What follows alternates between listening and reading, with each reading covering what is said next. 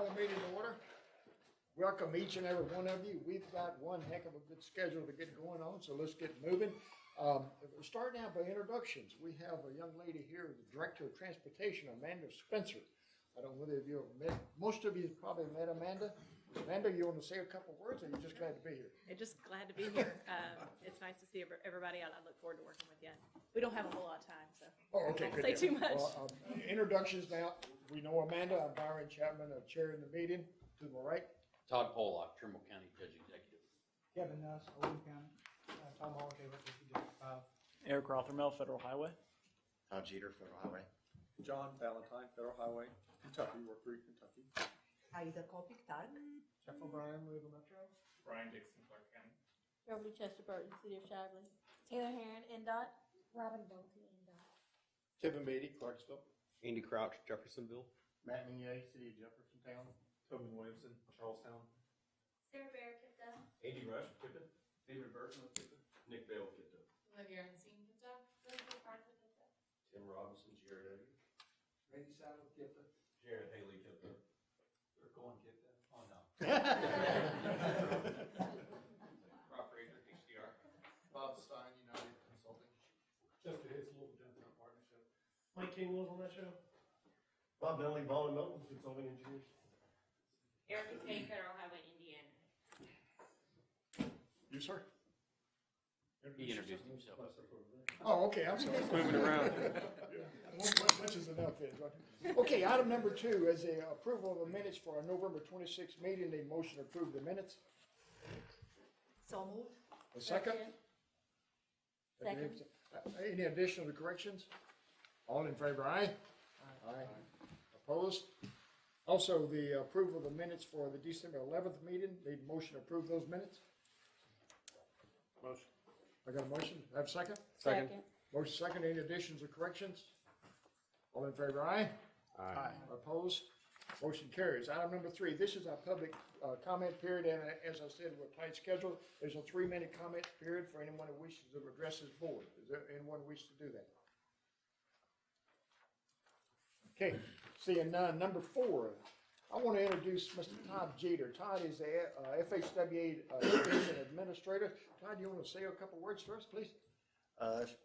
Sure. As mentioned, my name is Todd Jeter. I'm the new division administrator in the Kentucky division. I've been in place for about 3 months now, so I'm still, trying to put some names and faces together, and really happy to be here to kind of get to know some people, and been traveling around the state to some of these meetings, and really want to get a good handle on what the priorities are for our different MPOs around the state. And again, just very happy to be here, and if there's anything that I can do to help anyone, please let me know. Well, thank you, sir. And I know that's likewise. If we can help you, let us know. We're glad you're aboard with us. Item number 5, this is election of the Transportation Technical Committee Chair and Vice Chair. Matt, you want to give us recommendations? The nominating committee met inside of the TTCC and made the nominations of Jim Urban for chair and Keith Griffey as vice chair. We did open up to the floor. There were no other nominations. And there was a motion and a second to adopt these two as the chairman and vice chair. We ask that you ratify that action today. All right. And that's our agenda then, to ratify. Do I have a motion to ratify that action? So moved. A second? Second. Any comments, questions? All in favor, aye? Aye. Opposed? Hearing none. Thank you so much. That is ratified. Item number 6, the draft connecting Kentuckiana 2040 and draft 2020/225. That's David. That's a lot of 20s. How you doing, sir? Doing fine. How are you doing? Doing all right? I'm going to direct your attention to agenda item 6 in your packet. There's a lot of material in there that you might want to kind of glance at as or look over. I'm sure you've already looked over it before the meeting, but we're going to refer to it as we kind of go along to make sure that everyone's up to speed. This is about the public comment period for the Transportation Policy Committee, or the public comment period, and the Transportation Policy Committee opportunity to review the comments. And the comments were focused on the update to the Metropolitan Transportation Plan called Connecting Kentuckiana 2040, and the update to the Transportation Improvement Program, which now covers the years 2020 through 2025. These documents are draft documents, and we sought public comment. That began on January 8th, and it lasted through February 7th. And we had, the information was made available in all of the public libraries throughout the 5-county region. And there were 8 public meetings. If you notice on the map, those red stars indicate the locations of the meetings that were held. We had a very heavy internet presence. We used social media, we used other types of internet activities to make sure people were given the opportunity to review the 2 draft documents and the projects that they contained in great detail. And then we made tools available through an interactive comment application that was developed by TIPA staff that allowed them to comment directly on the projects that are being considered in both the draft MVP and draft TIP documents. We were very pleased with the response. We received over 320 comments in that 30-day period, which is really a big jump for us. We owe most of that to the internet presence. So we're very fortunate that our staff did a really good job in making sure that people were aware of the opportunity to comment, and then we had people in the community who were sharing those tools that we made available. And we got a very robust sense of what the public was thinking throughout these 320 comments. And these are photographs from some of the 8 public meetings that we held, where staff was able to interact with the public and answer questions and more of a discussion about the draft documents as well. The big thing that we had on February 18th was a review of those public comments. We believe it's very important that not only people take the time to provide the comments, but the policy committee takes the time to listen and to review those comments. So on February 18th, the members of the technical committee and the policy committee gathered in this room and reviewed all the comments that have been submitted for the MTP update or the TIP update. So there's a great deal of discussion from that meeting. The working group asked us to sort of give an idea of where these comments were directed. In other words, what was being said or what was being talked about. So we provided in agenda item 6 a table that breaks down by mode, for the most part, what was being talked about. Now, this doesn't mean that these numbers don't indicate a support or lack of support for a particular mode. Just that somewhere within those comments that were given to us, these issues were addressed or were raised.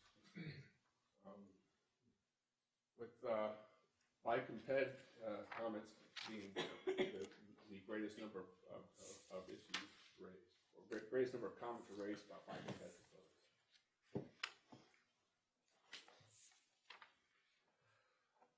We were also, the working group thought it would be a good idea to identify what they thought were some of the highlights, or what was some of the, not necessarily the themes, but what were some of the comments that were mentioned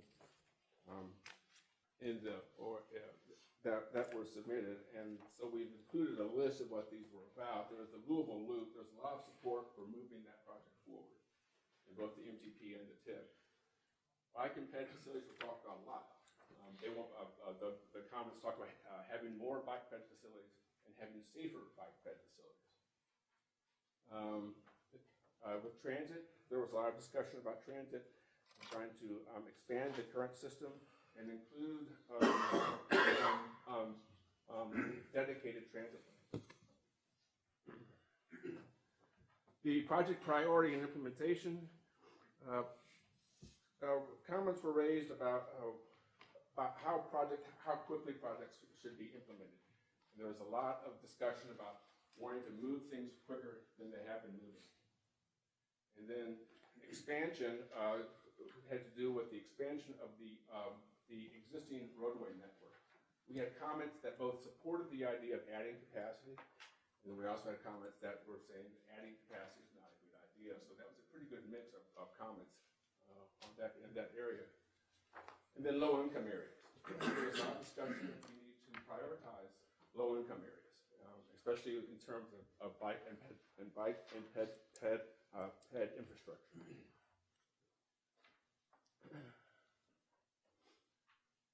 The comments from the working group were basically stated that the comments that were submitted for the MTP and TIP were very informative, and they helped to inform our goals and objectives that were used for the MTP or for the MTP update. They also recognize that we continue to use the comments going forward, like we did with this MTP update. We will bring them back into the picture. We will utilize them going forward, just like we did with the MTP update that's going to be talked about next. And we always try to incorporate the comments that we receive into the project evaluation and project review. So the comments are a very live part of our process. They aren't just submitted and then put aside. They're submitted and then we use them quite a bit. But they found them the comments very valuable. And that they should have an ongoing life. So we're going to make sure that it happens as we go forward with project development and making sure that the project sponsors are made aware of these comments. Last, the working group felt that we should be able that the TPC should be able to proceed with the consideration of the MTP and TIP today, and that these comments should not introduce any issues relative to that action. Mayor, do you have anything else you want to add to that? Well, you know, other than it was a good meeting, it was about an hour and a half, I guess, to look at the comments, and we saw they were all basically, I think, like David just saying, hey, let's keep moving, get these projects going, let's move forward.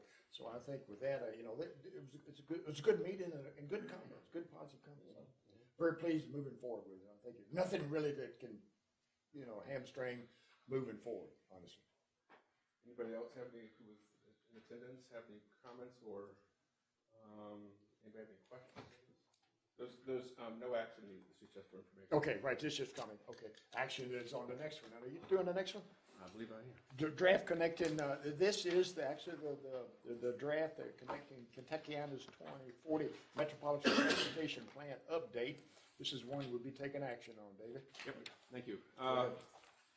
Okay, this is the big one. This is the fun one. This is the one that we've been working on for a long time. I'm going to bring to you today and say we're done. So we have what you've been able to look at is the final draft document. This is agenda item 7 in your packet. So if you want to take a look at that, that'd be great. The background right now, our current transportation plan is Horizon 2035. That's the document that we've been operating under for the last couple of years. Our metropolitan transportation plan covers the 5 counties plus a little bit more. These are the Floyd, Clark, and Indiana, Bullitt, Oldham, and Jefferson in Kentucky, plus a little bit of Harrison and a little bit of Shelby County. When we talk about the metropolitan transportation plan, what we're talking about is surface transportation. We're not talking about planes, we're not talking about boats, we're talking about roads, bridges, sidewalks, bike paths, things along those lines. We developed the transportation plan under the auspices of the FAST Act, which is the Fixing America's Surface Transportation Act that we're currently operating under. The Metropolitan Transportation Plan covers a 20-year horizon and is updated every 4 years. So what we want to do is try to get an idea of what do we want our transportation system to look like as we move forward 20 years. And we update it every 4 years because we realize that things change, things evolve. So we want to make sure that our planning process is up to date. Federal funding. If you want to use federal transportation dollars in our 5-county region, then your projects have to be part of this metropolitan transportation plan. So that's really important to consider. And then continuing, coordinated, and comprehensive planning process, the 3C. We want to make sure that the transportation plan update that we put together follows the 3C process, because that's been described to us, and we think it's very important as well, as a cornerstone of conducting transportation planning at the MPO level. Okay, so for your update, that's what we're doing right now. But we are a little late. So we're in what's called a lapse grace period, which means basically we missed our deadline for updating, so we were putting a lapse grace period for up to 12 months. But when we finish with this update, that's going away. So we'll have a full and active MTP. So, quick little discussion. Basically, we start with the Transportation Policy Committee back a couple years ago, said you guys need to update your MTP, and these are the types of things we want you to do. So we sought public input on what are the needs and the wants that the public thinks that we need to address going forward.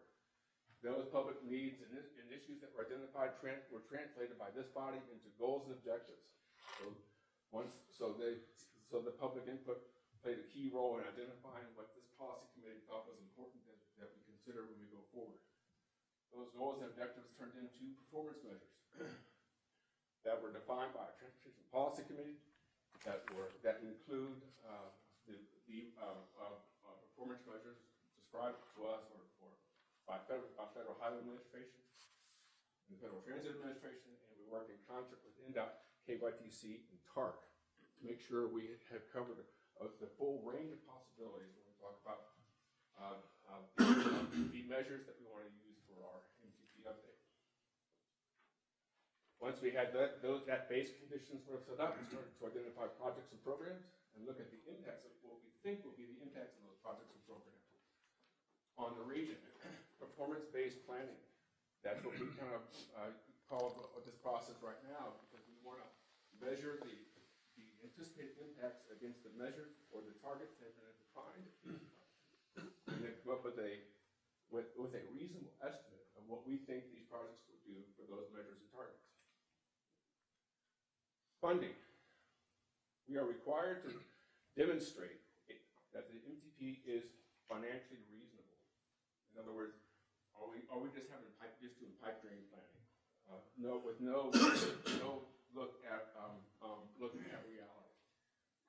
Well, we go through a process of looking at the funds that have been programmed in our area over the last couple of years, and then we try to project that out. And then we add what's called a year of expenditure, because today's dollar is going to be different than tomorrow's dollar. So we need to try to incorporate that as best we can. So we work with the states to help us to identify what's a reasonable estimation for a year of expenditure, and then we just carry that out 20 years. It's not a way I would want to do my checkbook, I tell you that, but it's a way that gives people a reasonable sense of comfort that what we have identified can be reasonably built over the next 20 years. And then air quality. We are not attainment authority, so we are required to demonstrate that the projects and programs that are included in our transportation plan contribute to improving air quality. So those are some key steps that we want to keep in mind as we go forward with this update. Then there's public input. So we've gotten projects, we've gotten programs, we've gotten what we think are our potential impacts. So then we want to get the public's feedback, which is what we just talked about that last agenda item. And that results with today's action, which is we're going to ask the Transportation Policy Committee to consider adopting this draft that we have given to you today. Okay, so one thing I think it's really important for you to realize is that over the years we brought these documents to you individually. Several of the staff members have been involved. In fact, it's important that you realize that everybody on staff, literally everybody on staff, has played a very important role in making sure that this MTP is brought to you today. This is taking all hands on deck, and all hands have been great. They have provided us information that we need and the resources that we need to make this happen. But we've brought these documents to you in the past, but we brought them to you because they were important to making sure we could complete a good MTP update. It all makes sense. The story begins to come together when we bring this document before you and say, we wanted to know about the congestion management process because we were updating the MTP. We wanted more information on freight, so we came up with the freight plan study. We needed more information about crashes, so we did some crash analysis. This all has fed into what we're trying to do and what we're doing today. Okay, I'm not going to spend a lot of time going over this because you've seen it. But these are the different sections of the MTP that we're going to ask you to consider. Beginning with the introduction, going into trends and forecasts and forces. Public participation has always been a key one for us, and that has helped to inform our entire process. financial plan we just talked about, where we've got to have a reasonable estimate of resources that we think we're going to have available compared to the projects that we think we're going to be implementing. So we can check that box. We've gotten that. Performance. This is also a really key element because this helps to complete that story. So what? So you've got a bunch of projects. What does that mean? Well, this answers the so what. This helps us to get a better idea of what we think is going to go, what we're going to have when we go forward. And so we have our performance prop piece that's in chapter 5. It kind of gives you a project by project idea of what we think may happen with a particular project or what it may do to the targets that you, TPC, congestion management process, which helps us to make sure that we're looking at all the options when we talk about congestion relief, not just the ones that are considered simple. ITS architecture and air quality analysis. I'm going to tag Andy to kind of give us a quick overview of the air quality analysis, and we'll go from there. Sure. Air quality analysis, we presented it a few months ago, you may recall. We are non-attainment of simply ozone these days. We used to be non-attainment of 2 pollutants, ozone and PM2.5. This long-range plan, this Metropolitan Transportation Plan, recognizes and shows via travel demand modeling in concert with full metro air pollution control districts run what they call the MOVES model. MOVES model is what EPA runs. It requires to be run for regional level conformity analysis. So these projects, these assumptions, they are found to conform, meaning they fall under the budget that's previously been established for both NOx, oxides and VOCs, volatile organic compounds. So we're in good shape. Anything else? No, that's all right. Just know we're in good shape. Okay, so then we have our appendices, which is resources that we think are important and they need to be, while they might not directly impact the NTP, it's good pieces of information. I want to make sure you understand a couple of them that are on there. We have identified all the performance measures and targets by individually. Environmental consultation that Sarah's going to talk about in just a second. We have the last financial plan of the Bridges project. The Bridges project is not in the NTP anymore, but that project is still an ongoing live project. So we want to make sure that people are aware of what is the latest, greatest assumption relative to actually completing that project in terms of financing. So we've included that, the actual financial plan in the appendices. There's a couple other things that are important. Sarah's going to give us a run through on the other new item that you haven't seen so far, which is the environmental mitigation component of our process. So environmental mitigation is new for KIPA's Metropolitan Transportation Plan. And environmental mitigation exists to help us determine if any of the recommended actions within Connecting Kentuckiana may negatively impact any identified resources. In this map, for example, the sinkholes, faults, major streams, different endangered and threatened species, parks, wetlands. There's also Superfund sites and brownfields and historic places and districts and archaeological sites and a whole pretty big list of all these different factors that could potentially be negatively impacted from transportation projects. So something that is also new in addition to identifying these resources is a consultation period in which we sent one interactive map that had the data on this particular map as well as data on 2 other maps overlaid with the proposed projects for Connecting Kentuckiana, so that all of the agencies and organizations that are involved with land use, conservation, environment, can try to help us get a better idea of if any of our proposed projects may impact the resources that they deal with every day. And here is a list of some of the agencies and organizations that we sent this map to for their feedback. You have different planning commissions, fish and wildlife districts, conservation districts, natural resource districts, preservation, a whole list of them. And unfortunately, we only received 2 pieces of feedback, one from the U.S. Department of Agriculture, their Natural Resource and Conservation Service team, and the Indiana Department of Natural Resources Historic and Archaeological Service District. And they both had a similar comment, which is that unfortunately in Connecting Kentuckiana, there's not a really super detailed, the projects aren't super detailed enough for them to be involved yet, as well as they typically don't get involved until federal money is being utilized. So it's good that they took the time to look at it and provided us feedback, but unfortunately they didn't have any on how our projects could potentially impact the resources that they deal with. So that was that. And I was gonna say hopefully maybe the comment period for that has ended, the feedback period for that has ended, but maybe someone else will give us a response, but it kind of seems like there's just not enough information available for the responses right now. Environmental consultation and mitigation was a very important step or component of the MTP process. Can you give us just a brief on how we did both the front end?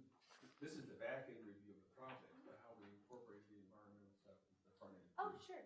So we developed these maps, for example, from something I did a few years ago called the Red Flag Inventory, in which we kind of cataloged and created a little database of different red flags that the same type of resources that may be a red flag to a transportation project. So we created that, and it's on our online resource center. I think it's the last tab on our online resource center, where it has, I want to say maybe 20 to 30 different data types that range from some that I mentioned, like the sinkholes and brownfields, all those different environmental issues, as well as different historic, archaeological, all of our geology, our wetlands, our streams. Gosh, what else? We kind of had to choose which might be have the greatest risk towards transportation projects, because when we got into looking at all of the resources, such as all of the endangered or threatened species in Kentucky and Indiana, there's hundreds, and it would be really difficult to show that on one map, especially the online maps that we have, because it slows it down to where it doesn't work. So we had to go with the ones that might be most affected. But that's kind of all we did to get to this point. Work that we had already done a couple years ago that we folded into this process and then sent out for a consultation. Okay, so we've already talked a little bit about the public comment. This is another new piece that you haven't seen before. And the reason I keep saying you haven't seen before is because I think it's really important to note that you guys have been seeing this and reviewing this for the last couple of years. So, but this is not, most of this is not new to you, so I'm kind of rushing through it really quickly. But the environmental mitigation and the public comment components are new.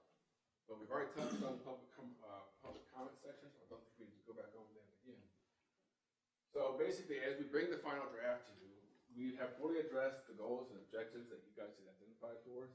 We met and we think exceeded a lot of the federal guidance and regulations that we had to address. Most importantly, we completed a good plan of practice, and we contributed to an improved transportation system with this MTP update. And then we're going to start pretty soon on the next one. So it's kind of hidden, because nobody really wants to talk about the next one right now, but we are going to be starting the next one here pretty soon. That's about all. Eric, do you have any comments? Yeah, I mean, I'll just first say thanks to the KIPP staff for taking time to complete the MTP. I mean, you guys worked through the holidays and stuff to get it all done. We appreciate the timeline to get it done and everything. And everyone else who commented on the plan to make it good. Really appreciate the whole plan coming together and whatnot. And we thought it was a great plan. You know, we've used it for examples already for their MPOs throughout the state and stuff. Yeah, so we completed the certification review 2 years ago, and everything, all the recommendations that we put into that certification review, you guys met, exceeded in this plan. So thank you guys, and we thought it was really good. So thank you. Yeah, put Eric on the spot. Oh, thanks. I do want to commend the staff and by extension the committees with regard to KIPP's work in public involvement. I think, as David has alluded to, they have really gone above and beyond to make sure that the information is not only accessible to the public, but that it's also understandable, right? Because sometimes transportation policies can be a little unclear, right, to the general public. And I really think like their story maps were amazing. Very good feedback, enough information, succinct, but also thorough. So I just want to commend the staff and the committees on that. So as we come to the act, what we're requesting is that you will adopt the MTP. Well, it appears to me we have a very good staff that's worked hard to get us out of the grace period and get it going. Any questions before I call for a motion to approve this plan? I have a motion to approve the plan. Do we have a second? Second. All in favor? Hey, aye? Aye. Opposed? Your plan's carried. Very Thank good. you very much. Thanks so much. Item number 8, moving on, draft 2025 Transportation Improvement Program. This is Nick. Yes, thank you, Mayor and Chairman. So tagging along to everything David just presented over the last 2 items, I'm going to try to just hit the high points, the key points that are relevant to the Transportation Improvement Program. So this is the fiscal year 2020 to 2025 Transportation Improvement Program. It's a short-range, multi-year program of transportation projects. Covers at least 4 years. Ours is actually extending out a couple just for to help with our planning in advance, and including our NPO dedicated funds that we receive. And the development of this TIP obviously has taken quite a bit of time. The last one, or the current TIP, 2018 to 2021, I believe, was adopted by this body in fall of 2017. Just a brief overview of all the contents included, introduction, chapter 2, TIP processes, and I'll go through each of these different chapters and just kind of hit the high points, what's in there, what's important, and maybe what's new. So when it comes to TIP processes, there are very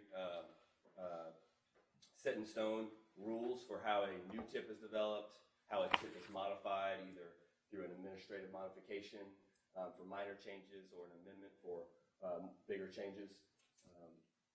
The group projects policy is something that this body approved sometime early in 2019. This is the first time that this revised policy is included in a document. You can find it here in chapter 2. There's more information about the schedules and how those things line up as well when it comes to modifying the TIP. Funding. So one of the key pieces are descriptions of all the different core funding programs that are included in this in the TIP.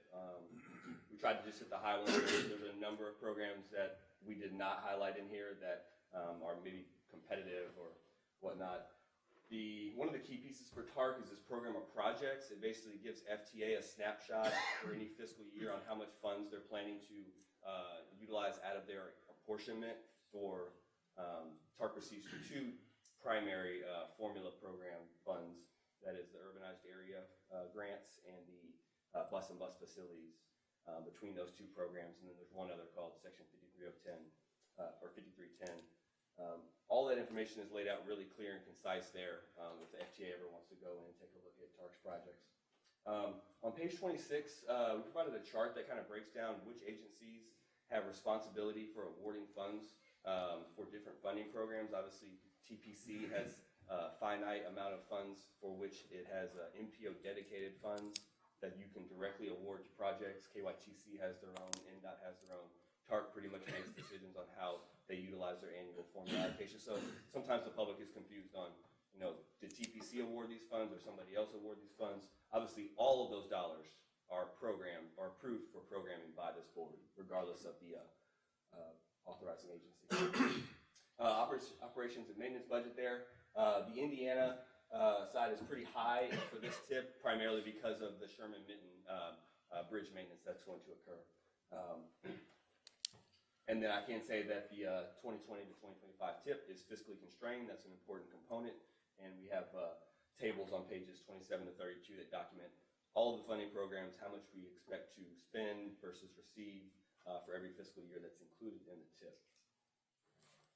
Chapter 4 is all about planning and performance. We've got our required plans like the Coordinated Human Service Transportation Plan.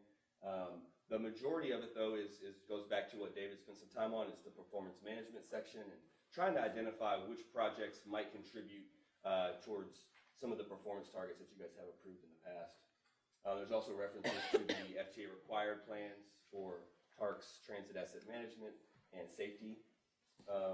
And then here is just a kind of a snippet of one of the performance management tables that kind of indicates that these 3 projects may contribute to improving bike pedestrian access to transit, and there's various ones in that you can find information about in chapter 4.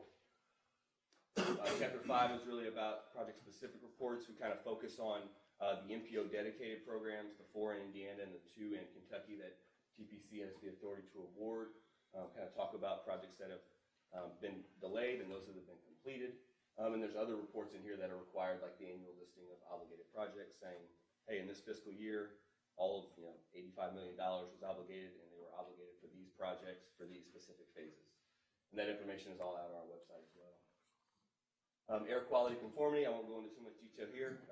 Andy kind of described what happened and that we did not exceed the budgets for VOCs or NOx. And so we are conforming to the National Ambient Air Quality Standards. Certification process is just a very brief section that highlights all the different federal regulations that we're required to follow. Talks about the certification review that Eric Rothermel just mentioned that was completed in 2018. And subsequent to this meeting, we will include the resolutions for both the TIP and MTP to go into this section. That's kind of the final stamp that TPC approved these documents. And then lastly, and most importantly, the project listings. All of the projects that were submitted through the MTP process that have funding awarded or programmed to them can be found here. They're organized by county. We've got maps with the listings behind that for each county. There are some projects that cross county lines. We've got an asterisk on those to make sure we're not double counting any funds in our budgeting. But there are definitely multiple projects that cross county lines. So I wanted to highlight that. And then we made a quick change to the funding acronyms for the MPO dedicated funds. We used to call them like CMAC-U or urban. That didn't always seem so clear to me if I was from the public's perspective what that means. So we're changing that to MPO just to make it pretty clear that those funds are awarded by this body. And that's all I have. Take any questions or comments you have. There's a couple copies of the TIP out here.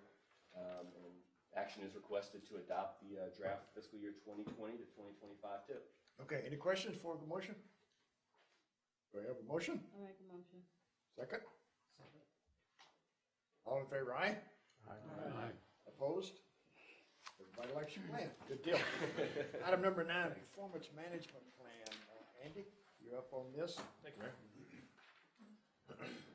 So, we've come to you guys in the past about our performance measures, mentioned both times, both in the MTP and TIP. Today I'm here to discuss simply the safety performance measures, also known as the PM1, Federal Highways PM1.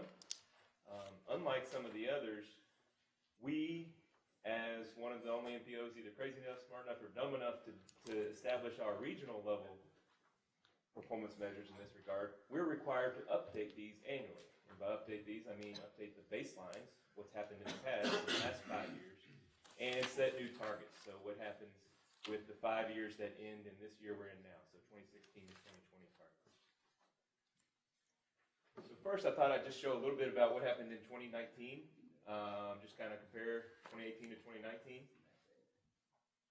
At the regional level, there were a few more fatalities. Not a lot more, but a few more, 4 more.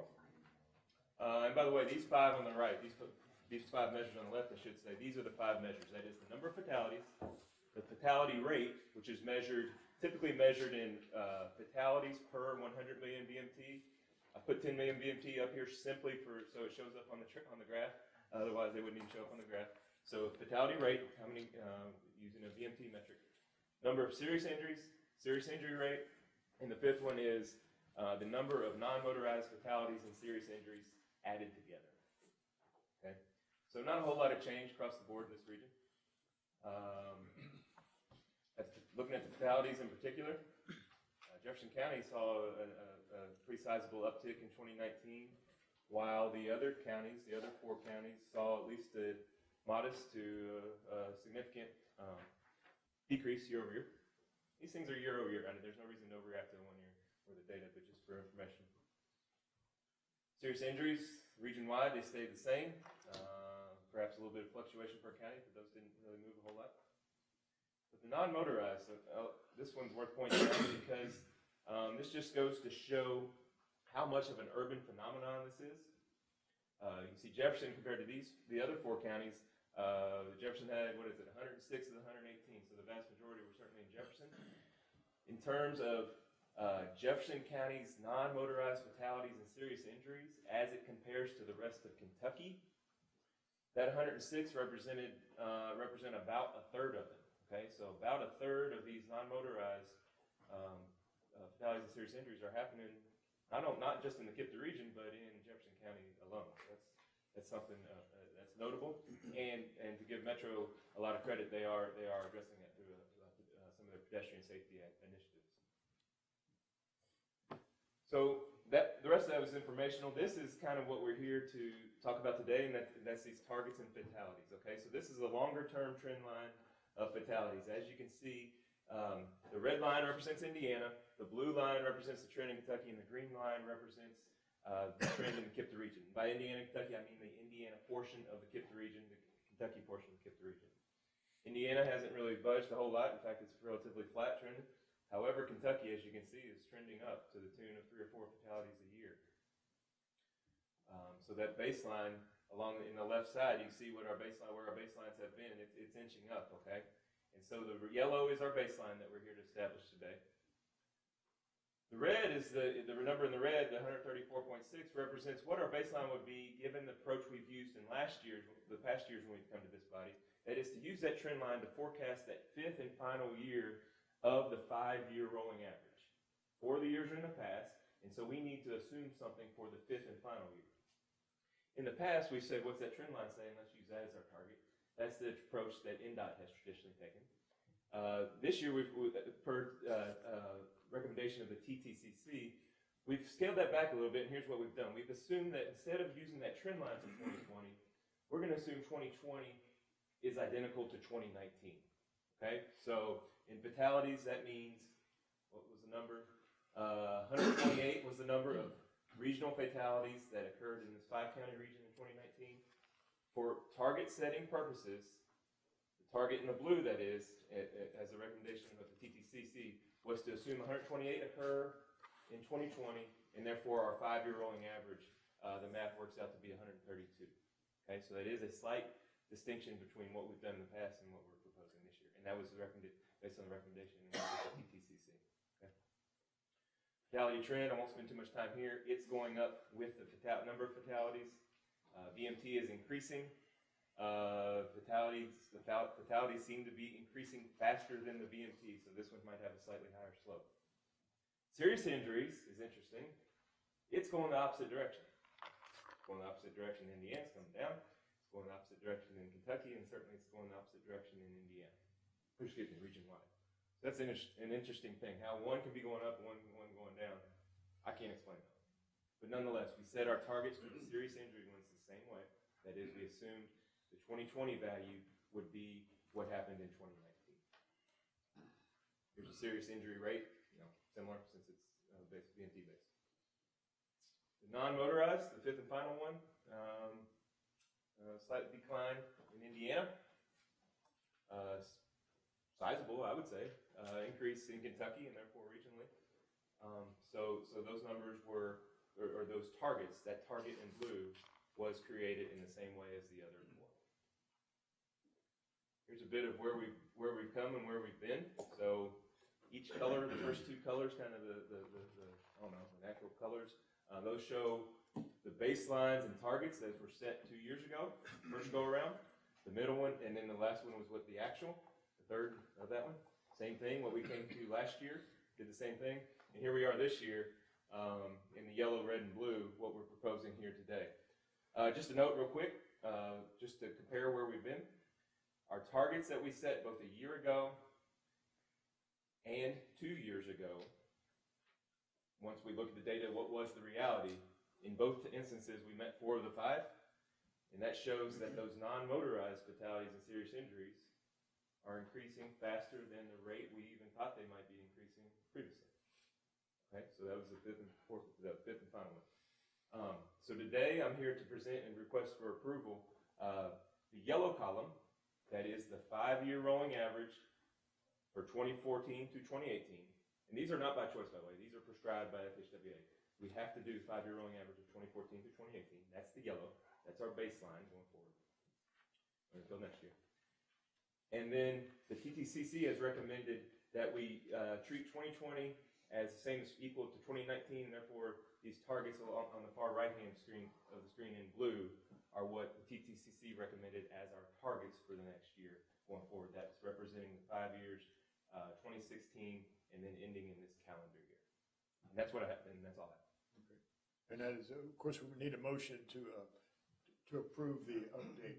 Yes, sir. So we're required to submit these to the 2 states, and then they will be perhaps subsequently passed along to the federal levels. Oh, okay. But the MPOs that choose to set their own targets regionally have the responsibility to submit these to the states with a deadline of February 27th, aka today.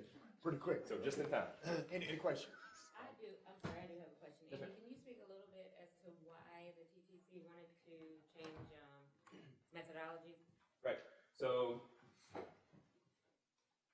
I think the concern was that it wasn't aggressive enough on the fatalities. The fatalities are going different directions than the serious injuries. So the fatalities, we weren't getting aggressive enough.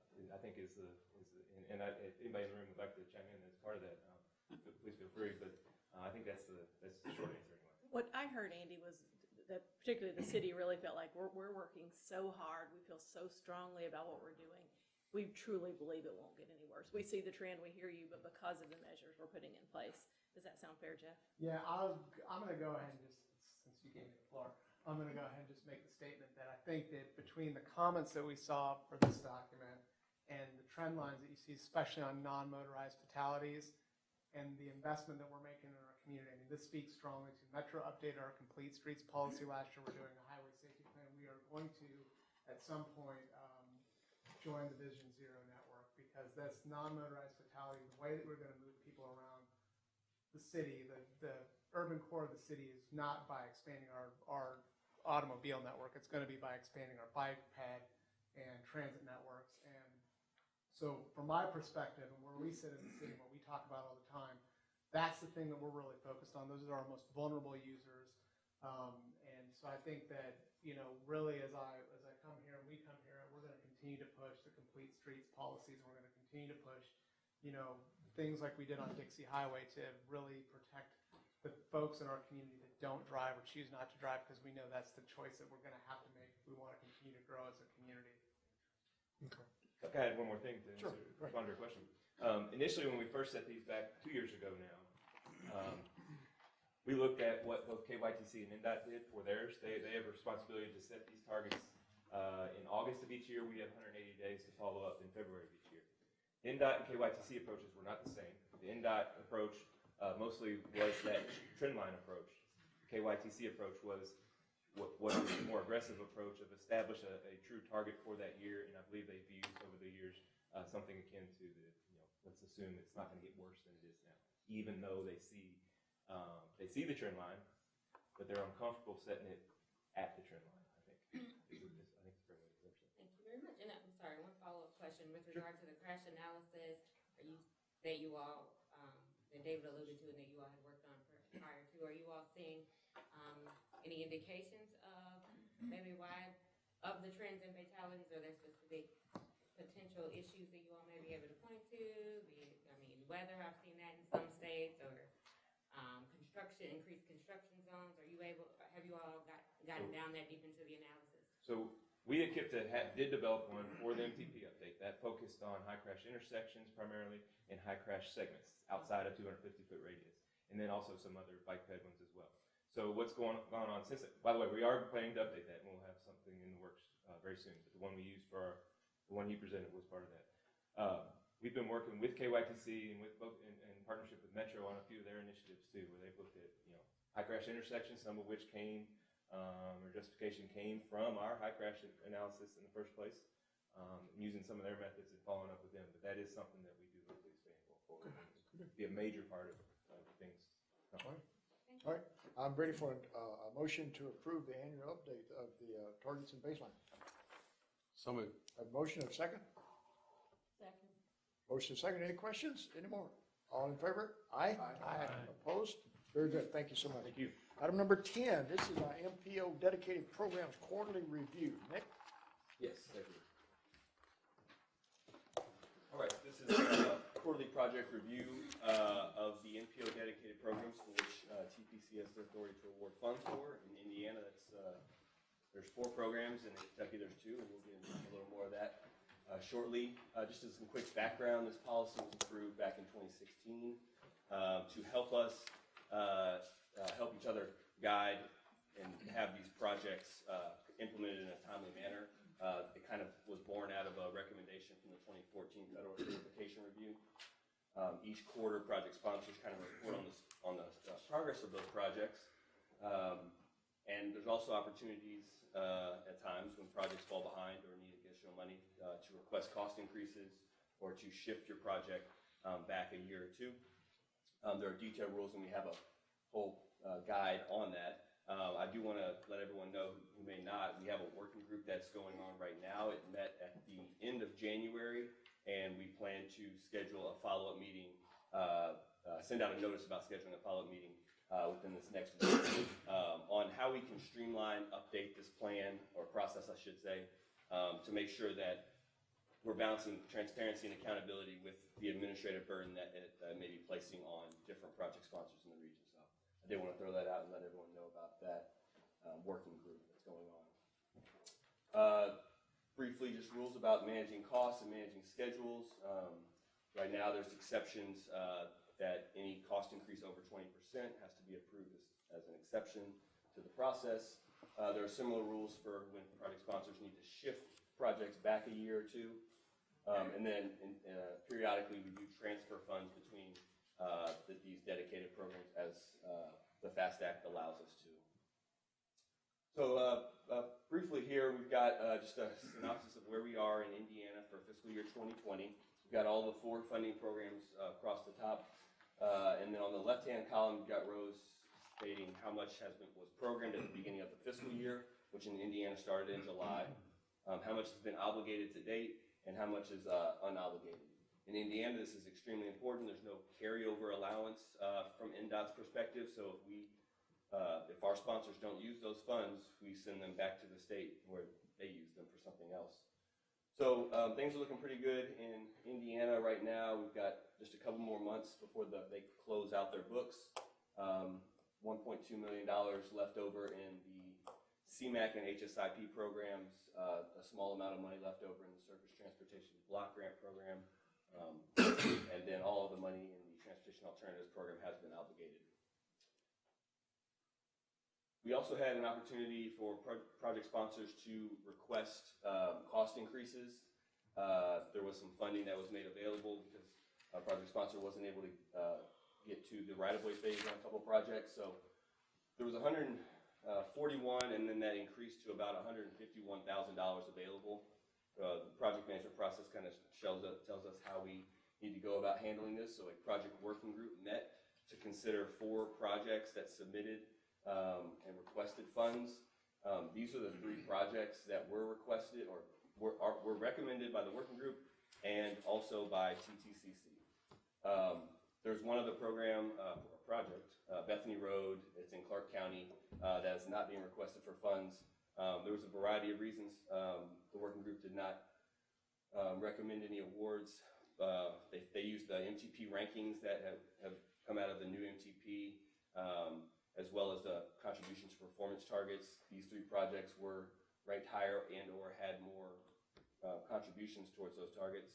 And there was also, I think, a element of that project had received funds from a rural source and had access to some funds that these folks didn't. So that recommendation was made, and I am asking for approval to grant these 3 projects cost increases. Okay. Any questions? Do I hear a motion to grant these project increases? So moved. Second? Second. No questions, all in favor, aye? Aye. Opposed? Thank you, move forward. All right. And moving on to Kentucky and how things are shaking out so far. Again, it's a little earlier in the fiscal year for Kentucky. They started in October of 2019.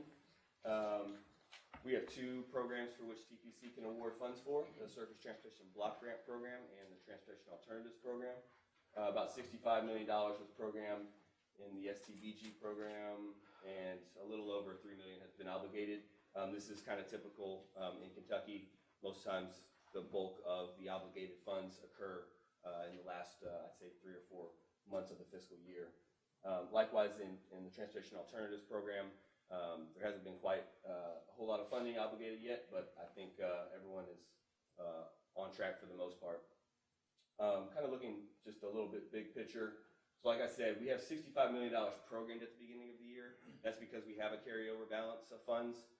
This fiscal year in that program, we received about $20 million. And then in the Transportation Alternatives Program, about 1.1. So there's a carryover in both. There was also a switch for a few programs. There was a rescissions that didn't occur at the congressional level, and we're switching some projects that were Transportation Alternatives back to Transportation Alternatives Programs because they were canceled. Not the projects, but the rescissions from the federal government.